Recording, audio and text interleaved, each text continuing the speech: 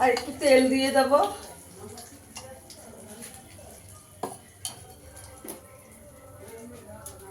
একটু শুকনো লঙ্কা দিয়ে দেবো ফোড়ন, একটা তেজপাতা দিয়ে দেবো, গোটা জিরে দিয়ে দেবো,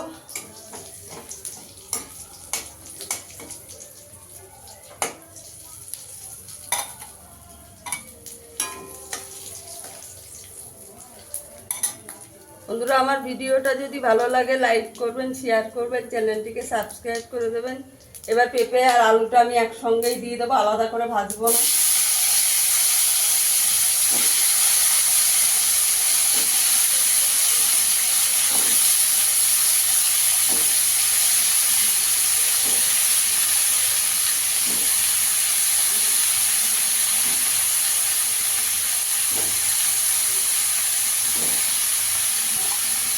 একসঙ্গে ভালো করে একটু লাল লাল করে ভেজে নেব।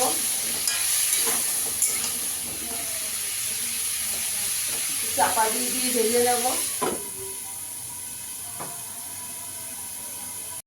ঢাকনাটা তুলে একটু নাড়া, দেখুন আমার আলু পেঁপেটা পুরো ভাজা হয়ে গেছে, ভালো করে ভেজে নিয়েছি। একটা টমেটো কেটে রেখেছিলাম দিয়ে দেবো, 4টে কাঁচা লঙ্কা দিয়ে দেবো, 1 চামচ আদা বাটা দিয়ে দেবো,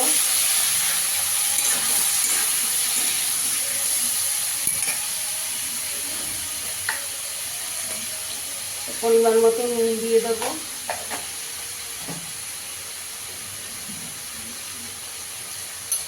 হলুদ গুঁড়ো দিয়ে দেবো,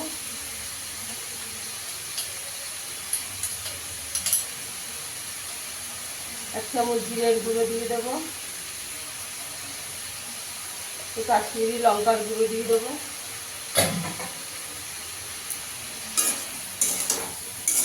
ভালো করে কষিয়ে নেবো।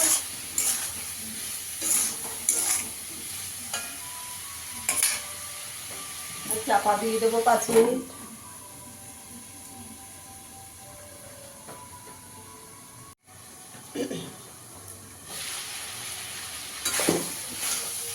এবার চিংড়ি মাছটা দিয়ে দেবো আমি, চিংড়ি মাছটা দিয়েও ভালো করে কষিয়ে নেব। আমি এটা একদম অল্প তেল মশলা দিয়ে করেছি বন্ধুরা।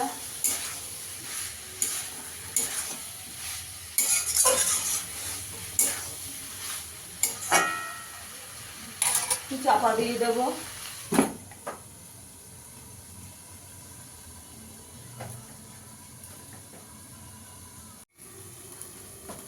সব ভালো করে কষানো হয়ে গেছে।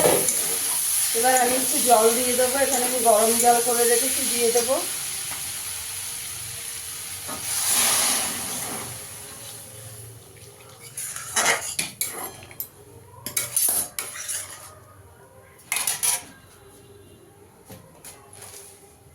এক চামচ চিনি দিয়ে দেবো,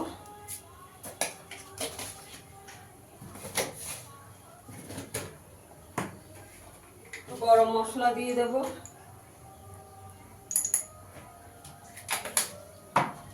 চাপা দিয়ে দেবো।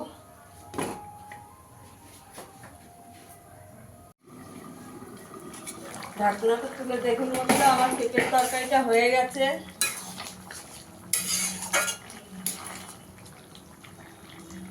আমি একটু ঝোল ঝোল রাখবো। এবার আমি সার্ভ করে দেখাচ্ছি। দেখুন বন্ধুরা আমার পেঁপের তরকারিটা হয়ে গেছে চিংড়ি মাছ দিয়ে। ফিরে আসবো আবার নতুন কোনো ভিডিও নিয়ে। সবাই ভালো থাকবেন, সুস্থ থাকবেন, ধন্যবাদ।